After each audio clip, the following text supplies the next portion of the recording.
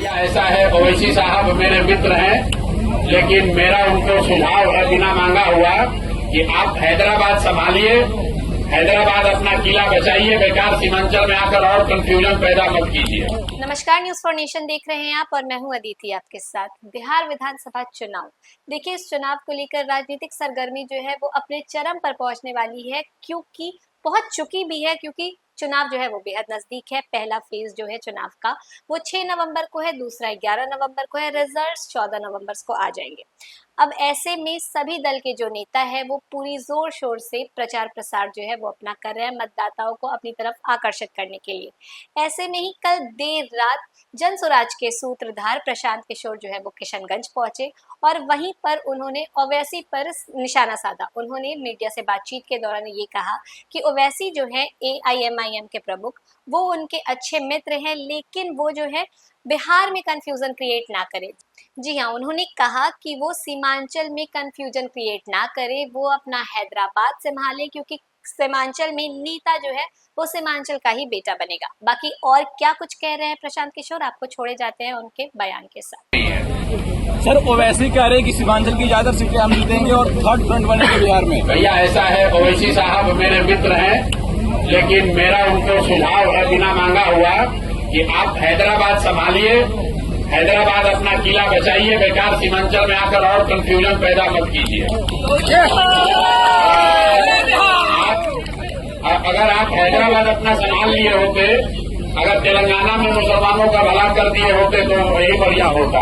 बंगाल में चुनाव हो रहा था तो यहाँ पर ISF के लोग ओवैसी साहब आए थे, लेकिन सारे मुसलमानों ने कहा नहीं भाई, हम लोग को TMC पर भरोसा है, हम लोग को भाजपा से लड़ाई, हम लोग को इस सब चक्कर में नहीं पड़ना है। ISF और ओवैसी साहब कुछ वहां नहीं कर सके। इस बार सीमांचल के मुसलमान वो गलती नहीं करेंगे जो 2020 में हुआ है। ओवैसी साहब का सम्मान है, बहुत बढ़िया तकलीफ करते हैं, पढ़े लिखे व्यक्ति हैं, लेकिन उनको हैदराबाद में रहने दीजिए। सीमांचल के नेता, सीमांचल के रहनुमा जो जिनको रहनुमाई करनी है वो सीमांचल का बेटा होना चाहिए। हैदराबाद से आकर सीमांचल में नया नेता। NDA और महागठबंधन में मुस्लिमों को भागीदारी नहीं दी गई आपके अंदर, और आप मंच में आके डायरेक्ट भाषण देते हैं, यहाँ के लोकल नेता से नहीं मिलते हैं, ये आपके ऊपर आरोप लगाते हैं। मेरे भाई, हमसे ज्यादा कोई अगर लोकल नेता से मिला हो तो बिहार में आप पूरा खोज के बताइए। 2.5 बरस बिना घर गए, बिना गाड़ी पर पैर रखे 2.5 बरस मैंने 5,500 गांव में पैदल यात्रा की, पैदल घर नहीं गए, गाड़ी पर नहीं बैठे, 2.5 बरस पैदल घर गए इस चीज को खड़ा करने के लिए। तो आपको उसमें अगर एटीट्यूड दिख रहा है, यहाँ दूसरा सब नेता आएगा हेलीकॉप्टर से, हम गाड़ी से चलते हैं और हमारे पार्टी के साथी भी गाड़ी से चलते हैं जो जंतुलाल देता है, और दूसरे नेता अपने हेलीकॉप्टर पर चलता है और जो टिकट लेने जा रहा है उससे 1 करोड़ 2 करोड़ रुपया ले रहा है और कहता है कि हेलीकॉप्टर की खर्चा के लिए पैसा लिए हैं। और हम अपना पैसा साधन लगाकर यहाँ ये व्यवस्था बना रहे हैं कि गरीब से गरीब आदमी भी अगर चुनाव लड़ना चाहता है, राजनीति करना चाहता है, तो जहाँ तक हो सके उसकी मदद की जा सके। NDA और महागठबंधन में मुस्लिमों को भागीदारी नहीं दी गई, उस हिसाब से जिस हिसाब से संख्या है। भाई, मुसलमानों को भागीदारी इसलिए नहीं दी जाती है कि मुसलमानों को भागीदारी से ज्यादा भाजपा का दल सता रहा है। मतलब आजाद भारत के इतिहास में पहली बार बिहार में किसी एक दल जन स्वराज ने, याद रख लीजिए भैया, 34 मुसलमानों को टिकट दिया है। लेकिन और यही नहीं, ताली इस पर मत बजाइए, हमने घोषणा ये की थी कि जहां से सीमांचल को छोड़कर हमने पूरे बिहार में जहां कहीं भी मुस्लिम विधायक हैं या कोई मुस्लिम प्रत्याशी है, वहां पर जन स्वराज मुस्लिम विधायक प्रत्याशी नहीं देगा। तो हम लोगों ने वहां पर मुसलमानों को लड़ाया है जहां आपकी संख्या है, लेकिन कोई मुस्लिम विधायक पहले से नहीं है, कोई दूसरे दल का मुस्लिम प्रत्याशी नहीं है, ताकि कल होकर कोई इल्जाम न लगाए कि भैया ये मुस्लिम प्रत्याशी खड़ा करके इन्होंने वोट बांटा है। और इसके बावजूद टोटल 34 मुस्लिम साथी चुनाव लड़ रहे हैं जन स्वराज के टिकट पर। आज तक कोई एक दल ऐसा नहीं हुआ जिसने 34 मुसलमानों को टिकट दिया हो। लेकिन यहाँ पर जो हमारे विरोधी होगा कोई, तो कहेगा 34 को इसलिए दिए हैं कि हम लोग का वोट काटना चाहते हैं। तो मुसलमानों के साथ दिक्कत ये है कि आपको पूछे तो दिक्कत, आपको न पूछे तो दिक्कत। आपको टिकट दिया तो कह रहा इतना टिकट दिया, जरूर कोई न कोई पीछे बात होगा, हम लोग का वोट काटना चाहते हैं। अगर टिकट न दें तो वही मुसलमान कहेगा हम लोग भैया क्या करें, आप भी तो बड़ा बड़ा बात करते थे, लेकिन आप भी तो हम लोग को हिस्सेदारी नहीं दिए।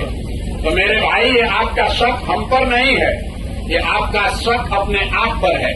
पिछले 25-30 साल में मुसलमानों को भाजपा का डर दिखा कर इतना डरा दिया गया है कि आपको जो आदमी आता है उस पर आपको शक ही होता है। आपको अपने आप पर भी शक होता है। जहां आपकी 90,000 1 लाख आबादी है, वहां चुनाव लड़ने जीतने में भी आपको शक होता है। इसीलिए मैंने यही बात कही, जिस दिन आप भाजपा का डर अपने मन से हटा देंगे, अपने आप आपकी आधी समस्या खत्म हो जाएगी। और उसी प्रयास में जनसुराज लगा हुआ है।